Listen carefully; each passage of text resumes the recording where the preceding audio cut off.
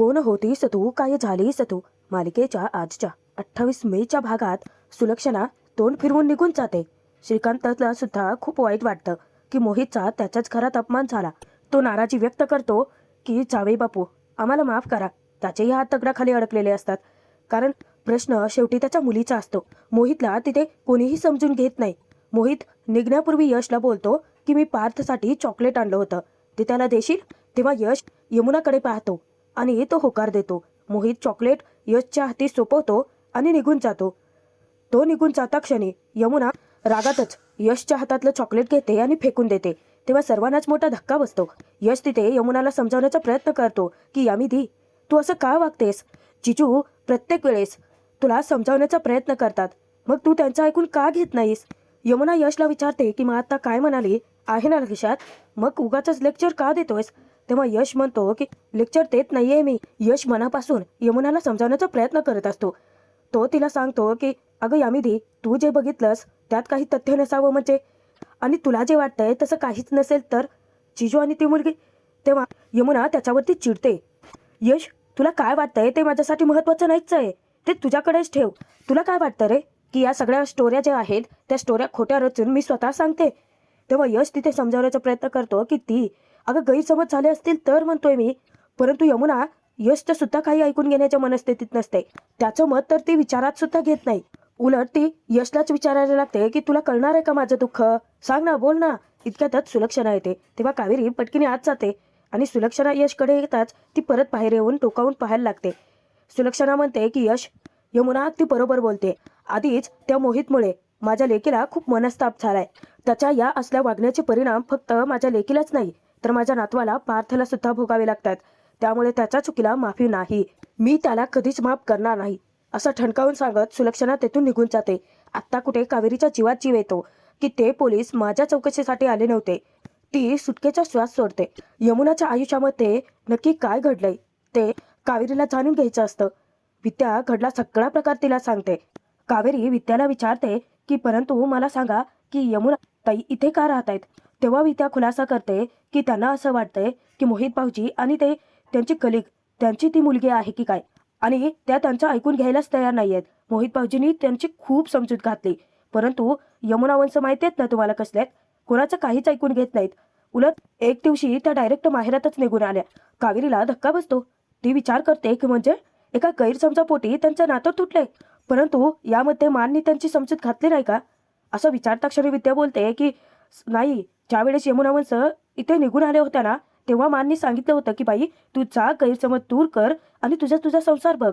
परंतु यमुना वंश इथून निघल्याच नाहीत. एके दिवशी तर मोहित भाऊजी त्या छोट्या मुलीला घेऊनही आले होते. त्यांना समजावण्याचा खूप प्रयत्न केला होता, गैरसमज दूर करायला आले होते, परंतु यमुना वंशांनी इतका तमाशा घातला ना, आता घरातल्या सगळ्यांनाच मोहित भाऊजींचा खूपच राग आहे. कावेरीला हे सगळे जे घडतंय ते खूपच अजब वाटत असतं. इतक्यात विद्या विचार करते की अरे तुम्ही जेवला नसताल ना, थांबा मी तुमच्यासाठी ताट घेऊन येते. तेव्हा विद्या जाणार तर कावेरी तिला अडवते. तिला विचारते की तुम्ही जेवलात? विद्या सांगते की नाही. कावेरी तिला बोलते तुम्ही बसा इथे, मी तुमच्यासाठी जेवण घेऊन येते. विद्या खूप घाबरते, कारण तिला किचनमध्ये कोणी बघितलं तर उगाचच हिच्यावरती खार खातील ना, म्हणून विद्या तिला नकार देत असते. परंतु कावेरीला तिची खूप काळजी वाटते. ताई अहो तुम्ही विचार तरी करा ना, भाऊजींना काय वाटेल? आता विद्या ऐकत नाही म्हटल्यानंतर तिला ताळेवर आणण्यासाठी मुद्दाम कावेरी तिला बोलते की थांबा, मी ना तुमच्या यांनाच इथे घेऊन येते, मग कसं तुम्ही ना गुपचूप जेवण कराल. तेव्हा विद्या घाबरते. कावेरीला बोलते अहो वहिनी असं अजिबात करू नका, म्हणजे त्यांना इथे घेऊन येऊ नका. आधीच घरातले सगळेजण तुमच्यावरती खूप नाराज आहे, तुमच्यावरती रागवतील, आणि तुम्ही असं काही केलं तर उगाच आमच्यासोबत तुम्हालाही शिक्षा मिळेल. वहिनी प्लीज असं नका ना करू. विद्या इतक्या तळमळीने सांगत असते ना की कावेरीला हसू येतं. कावेरी म्हणते की मग काय, घरातली लोक माझ्यावरती तसंही रागवतात, आता असंही रागवतील, आणि शिक्षा मिळणार म्हणून घाबरायचं कशाला? कावेरी विद्याचं काहीच ऐकून न घेता डायरेक्ट त्यांच्या रूमकडे यायला निघते. परंतु इकडे येता क्षणी सुलक्षणाचं एक वेगळं रूप तिला बघायला मिळणार असतं. कावेरी ज्यावेळेस त्यांच्या खोलीपाशी येते तर समोर बघते तर सुलक्षणा संदीपची समजूत करत असते. संदीप जेवायला तयारच नसतो. सुलक्षणाने त्याला जी शिक्षा दिलेली असते त्यामुळे तो खूपच नाराज. सुलक्षणा त्याची समजूत काढते की संदीप, अरे मी तुझी शत्रू नाहीये, परंतु तुम्ही मुलांनी घरातला नियम मोडला ना संदीप. अरे तुम्हा सगळ्या मुलांवरती माझं तितकंच जीव आहे, तितकंच प्रेम आहे, परंतु शिस्त सुद्धा पाळली पाहिजे ना. हे बघ संदीप, ज्याचं जे काम असतं त्याने त्याचं काम करावं, माझं फक्त इतकंच म्हणणं आहे. आणि ते नाही केलं तर नक्की काय होतं ते उदाहरण आपल्या समोरच आहे. तेव्हा कावेरी विचारात पडते की मा नक्की कोणाबद्दल बोलतायत?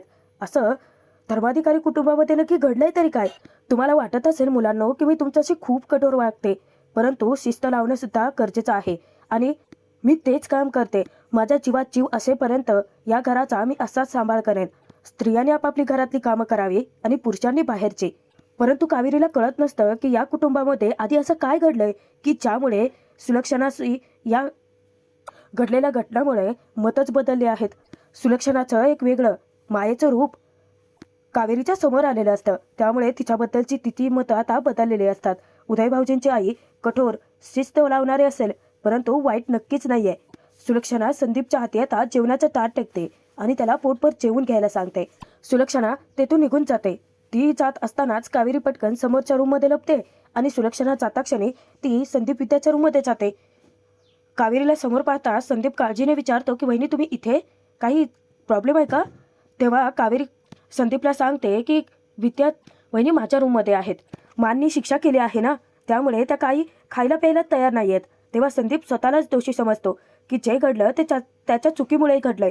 त्याच्यासोबत विद्यालाही शिक्षा भोगावी लागते. कावेरी सांगते की त्या काही खायला प्यायला तयार नाही आहेत. मी त्यांना समजावलं सुद्धा की गोळ्या औषधं घेण्यापुरते तरी खा, त्यांची तब्येत ठीक नाही आहे ना, परंतु ऐकायला तयारच नाही आहे. कावेरी संदीपकडे रिक्वेस्ट करते की प्लीज प्लीज तुम्ही त्यांच्याशी बोला ना, समजावा ना त्यांना. तेव्हा संदीप तयार होतो. संदीपच्या डोक्यामध्ये एक प्लॅन शिजतो आणि कावेरीकडे तो रिक्वेस्ट करतो की प्लीज तुम्ही काहीही करून विद्याला इथपर्यंत घेऊन याल का? तेव्हा कावेरी तडकाफडकी तिच्या रूमकडे धावत जाते.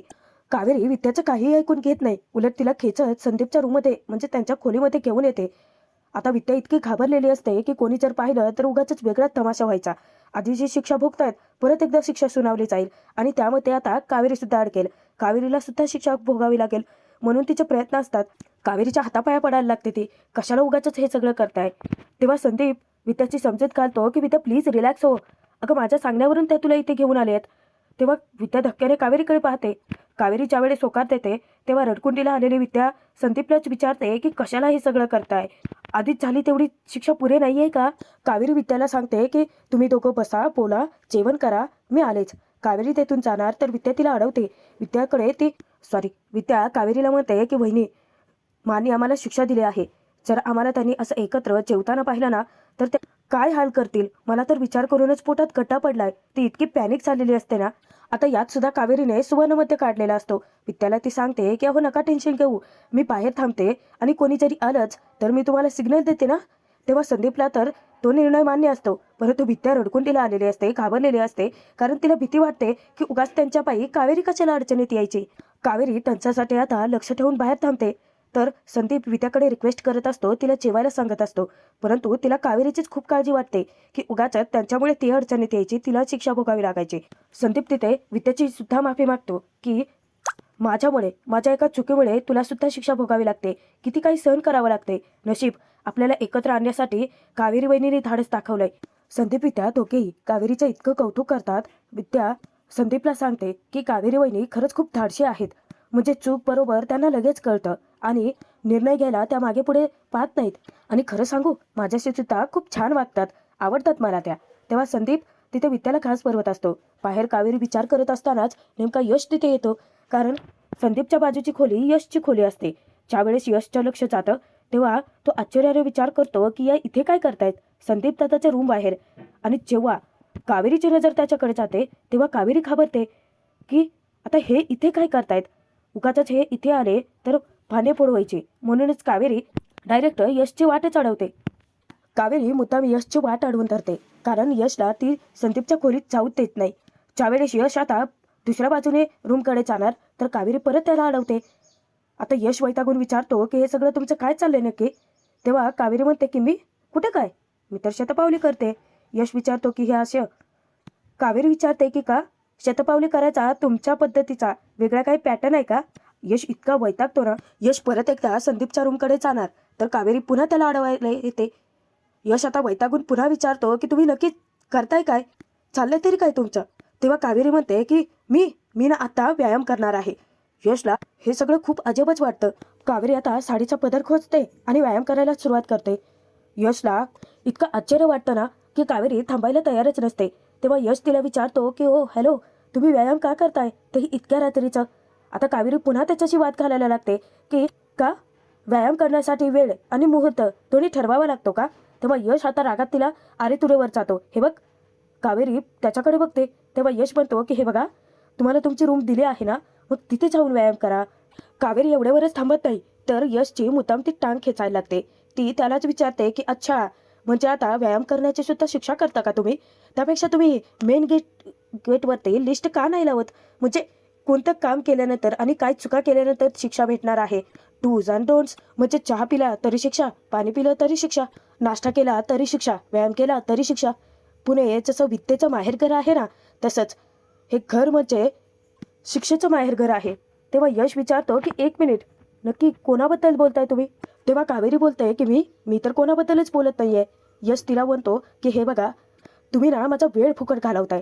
ज्यावेळेस तो संदीपच्या रूमकडे जातो तेव्हा कावेरी जाऊन डायरेक्ट त्याची वाट अडवते. त्याच्या वाटेत उभी राहत ती त्यालाच विचारते की मी तर गुपचूप व्यायाम करत होते, तुम्ही मला डिस्टर्ब करताय, सतत मध्ये मध्ये येताय, बोलताय, टोकताय मला. यश तिथे तिला विचारतो की मी मगाचपासून बघते सतत 1,00,000 प्रश्न विचारतात तुम्ही मला. आता तुमच्या या प्रश्न विचारण्याची शिक्षा मी तुम्हाला देणार. यशला धक्काच बसतो. तो विचारतो की काय. तेव्हा कावेरी बोलते की हो, तुम्हाला इथे आजूबाजूच्या रूममध्येच काय, या कॉरिडॉरमध्ये सुद्धा फिरकू देणार नाही मी. यश आता विचारात पडतो की सनी जसा सांगत होता तशी तर नाहीये नाही. आता कावेरी त्याच्या वाटेतून हटायला तयारच नाही म्हटल्यानंतर तो तिला म्हणतो की हा निव्वळ बालिशपणा आहे. परंतु कावेरीला काही फरकच पडत नाही, कारण संदीप विद्याला एकत्र कोणी पाहिलं तर खूप मोठा प्रॉब्लेम होऊ शकतो. म्हणूनच तर ती यशची वाट अडवण्याच्या प्रयत्नात होते. यश मोठ्याने संदीपला हाका मारतो. संदीप विद्या दोघेही घाबरतात. त्यांना काहीच सुचेना असं होतं. विद्या तर इतकी थरथरत असते ना. बाहेर कावेरी त्याची वाट अडवून ठेवते. यश तिला आता ठणकावून सांगतो, आता तर मी बघतोच की मला या रूममध्ये जाण्यापासून कोण अडवतं. कावेरी काही केल्या यशला संदीपच्या रूममध्ये जाऊ द्यायला तयारच नसते. संदीपने आता आतून पडदे लावलेले असतात. संदीप विद्या दोन्ही दारांपाशी थांबलेले असतात. दोघेही प्रचंड घाबरलेले असतात. यश तिथे म्हणतो की मला अडवून दाखवाच. तेव्हा कावेरी सुद्धा त्याला चॅलेंज करते की ठीक आहे, मला तुम्ही लेचीपेची समजू नका. आणि ती आता साडीचा पदर खोचते. सच्चे असते यशची वाट अडवायला, परंतु यश आता तिला मूर्खात काढतो. इकडे तिकडे पळण्याचे बहाणे करत तो डायरेक्ट रूममध्ये शिरतो. त्यावेळेस तो दरवाजा धाडकन उघडतो, स्वतःच तोंडावरती पडतो. दरवाजाच्या बाजूलाच विद्या आणि संदीप दोघेही पडद्याच्या आड लपलेले असतात. तेव्हा यशला तर रूममध्ये कोणीच दिसत नाही. आता कावेरीकडून एक खूप मोठी चूक घडते, कारण यश ज्या वेळेस रूममध्ये पाहत असतो इकडे तिकडे कोणी आहे का शोधत असतो, तेव्हा कावेरी दरवाजा बंद करून घेते, तेही आतून. संदीप विद्या दोघे आता उघडे पडतात. यशचं लक्ष जातं, कावेरीचंही लक्ष जातं. तेव्हा कावेरीला जबरदस्त धक्काच बसतो, कारण त्यांचे भांडेपोड यश पुढे चाललेलीच असते. यश तिथे त्या दोघांना विचारतो की संदीप दादा, विद्या वहिनी, तुम्हाला तर मानी शिक्षा केली आहे ना. तेव्हा संदीप पटकनी यश जवळ येतो आणि त्याच्याशी गोडी गुलाबीने वागतो. यशचा सगळा प्रकार लक्षात येतो. यश तिथे कावेरीला चा विचारतो की अच्छा, यासाठी बाहेर चालली होती का राखणदारी, शतपावली, व्यायाम आणि माझ्याशी खोटं खोटं भांडण. यश ज्या वेळेस कावेरीला चा विचारत असतो तेव्हा विद्या पुढाकार घेते आणि कावेरीची काहीच चूक नसल्याचं सांगते. यशला ती म्हणते की यांची नाही तर यांची चूक आहे, संदीपची चूक असते ना. खरं तर यांनीच कावेरी वहिनीकडे रिक्वेस्ट केली होती की मला घेऊन या रूममध्ये या म्हणून. आणि तसंही कावेरी वहिनी बाहेर थांबल्या होत्या कारण आम्हाला भेटायचं होतं, बोलायचं होतं. आणि माझं डोकं इतकं दुखत होतं, त्यातून मी खूप आजारी होते, अजून जेवले सुद्धा नव्हते. मग यांना माझी काळजी वाटली. कावेरी वहिनी स्वतः मला या रूममध्ये घेऊन आल्या होत्या, परंतु याची काहीच चूक नव्हती. विद्या तिथे कावेरीच्या वतीने सगळी कबुली देऊन टाकते. यश कावेरीलाच विचारतो की मग हा सगळा प्रकार होता तर तुम्ही बाहेरच मला का नाहीत बोललात. तेव्हा कावेरी आपसुकच बोलून जाते की नाही, या घरात खरं बोललं तर शिक्षा मिळते ना. आता ते तिघेही धक्क्याने तिच्याकडे पाहतात. कावेरी तिथे यशला सांगते, तुम्ही जर घरात त्या सगळ्यांना खरं सांगून टाकलं असतं तर या बिचारांना परत एकदा शिक्षा भोगावी लागली असती. त्यापेक्षा मी विचार केला, मला वाईटपणा आला तरी चालेल, तसंही या घरासाठी मी परकीच आहे ना. तेव्हा विद्या कावेरीची समजूत घालते आणि विद्याने कावेरीला या घरातला खूप मोठा अधिकार दिलेला असतो. विद्या म्हणते की वहिनी प्लीज असं बोलू नका, कारण काही नाते रक्ताची नाही तर मनाने सुद्धा जोडलेली असतात. तुम्ही मला विद्याताई म्हणता ना, मग मी आज खऱ्या अर्थाने तुमची मोठी बहीण झाले. आजपासून आपण या घरात जावा नाही. विचार करा तुम्ही काय म्हणाल मला, विद्याताई म्हणूनच हाक माराल ना. तेव्हा यशला सुद्धा खूप छान वाटत असतं की या दोघींचं नातं किती घट्ट झालंय. या घरात आल्यानंतर कोणीतरी आपल्या हक्काचा माणूस आपल्याला मिळतंय ते पाहून कावेरीच्या डोळ्यातून सुद्धा अश्रू येतात. यश आता विचारात पडतो की घरातले कोणीही यांना ॲक्सेप्ट करत नाहीयेत, तरी सुद्धा या घरातल्या सगळ्यांशी चांगलं वागतायत, सगळ्यांची मदत करतायत. आणि परत सनीचंच बोलणं त्याला आठवतं की किलर कॉम्बिनेशन हे असं वागूनच नंतरचं पुढे जाऊन विश्वासघात करायचा. यशला आता लक्षात यायला लागतं की कावेरीवर आपण विश्वास टाकणं योग्य नाही आहे असं त्याला वाटायला लागतं. त्यानंतर दुसऱ्या दिवशी सुलक्षणा किचनमध्ये विद्या निशा दोघींनाही थिरडी बनवायला शिकवत असते. तर काकू तिथे लगेच विद्याला बोलते की विद्या, अगं तिथे तिघींचं काय काम आहे? वहिनी, माझा ना हात भरून येतोय, खूप दुखतोय हो. विद्या, ये ना गं, थोडंसं वाट ना चटणी, माझी मदत कर ना. वहिनी, अहो पाठवा ना तिला. असं काकूने खूप व्याकुळ होऊन बोलताच सुलक्षणा तिला चांगले टोमणे मारते. दररोज कामाची सवय असली ना की असले त्रास उद्भवत नसतात पौर्णिमा. आणि सून आपली आजूबाजूला असली की सासूचे हात मात्र नेहमी भरूनच येतात. तेव्हा विद्याला इतकं हसू येतं. त्यानंतर सुलक्षणा विद्याला सांगते की ही तिरडी आणि तुझ्या सासूने वाटलेली चटणी ते दोन्ही घेऊन बाहेर ये. आणि विद्या, हो तर दूध तूप आणि केशर काढून ठेव बरं. विद्याला लक्षात येतं. विद्या विचारते की आज शिरा बनवणार आहोत का? तेव्हा सुलक्षणा बोलते की हो, मी गुरुजींना सांगितलं आहे मंदिरात प्रसाद वाटायचा आहे. गुरुजींकडून मी पूजा करून घेणार आहे. माझा उदय लवकरात लवकर परत येईल. अजूनही सुलक्षणाने आशा सोडलेली नसते. सुलक्षणा किचनमधून बाहेर पडताच निशा तिरटी घेऊन तर विद्या चटणी घेऊन बाहेर जातात. ज्यावेळेस काकू सिंकमध्ये हात धुत असते तेव्हा यमुना येऊन विचारते की का ग, तुझी पुरी का फुगले? काकू तिथे विचारते की तुला काय करायचंय चोंबडे, तू माझ्या जखमेवर मीठ चोळायला आलीस ना? तेव्हा यमुना तिचे कान भरते की नाही ग, मी तर त्या कावेरीच्या विरोधात तुला आयडिया द्यायला आले. तेव्हा काकू तिला स्पष्ट सांगते की मला तुझ्या आयडियांची काही गरज नाहीये. त्या दोघींच्या गप्पा गोष्टी चालूच असतात. सुलक्षणा येऊन त्या दोघींनाही तटावते की स्वयंपाकघरात ना वायफळ बडबड करण्यापेक्षा नामस्मरण करावं म्हणजे स्वयंपाक उत्तम होतो. त्या दोघींनाही ते आता कामाला लावते. सगळेच जण आता नाश्त्याची तयारी करत असतात. सगळ्या बायका कामच करत असतात. इतक्यात कावेरी येऊन माची परवानगी मागते की मी बाहेर जाऊन येऊ. तेव्हा ती तिच्याशी खूप तुसडेपणाने बोलते की तुला कुठे जायचं आहे, काय करायचं आहे, याच्याशी आमचं काही घेणं देणं नाही आहे. तुला जिथे जायचं तिथे जा आणि तुला जे करायचं आहे ते कर. तेव्हा कावेरीला खूपच वाईट वाटतं आणि तिच्यासाठी विद्याला सुद्धा वाईट वाटतं. परंतु सुलक्षणाला तर काहीच फरक पडत नाही. आजचा भाग इथेच संपतोय. पुढील भागात बघूयात. कावेरी घरी परतच यमुना तिच्यावरती चवताळते की सगळं कळलंय आम्हाला. कावेरी विचारते की काय कळलंय? आता फक्त मला परत येऊ देत ग, धक्के मारून तुला घराच्या बाहेर काढतो की नाही ते बघ. तेव्हा कावेरीला काहीच माहिती नसतं याबद्दल. सुलक्षणा जेव्हा जेलमध्ये असते तेव्हा शेजारचीच बाई तिला विचारते की तुमच्या मोठ्या लोकांची ना हीच गत आहे. हुंडा वगैरे मागितला की काय सुनेकडे? ती सुलक्षणावरती इतके नको नको ते आरोप करत असते ना, सुलक्षणाला ते ऐकवत सुद्धा नसतं. यश तिथे येतो आणि त्या बाईला खडसावतो की तुम्ही काय बोलताय, कळतंय का तुम्हाला? यशने आता मनात निर्धार पक्का केलेला असतो. कारण घरातल्या सगळ्यांनाच वाटत असतं हे सगळं कावेरीने घडवून आणलंय. यश मनात म्हणतो की बस झालं कावेरी, आता मी तुझ्या सत्य सगळ्यांसमोर आणणार आणि तुला धक्के मारून घराबाहेर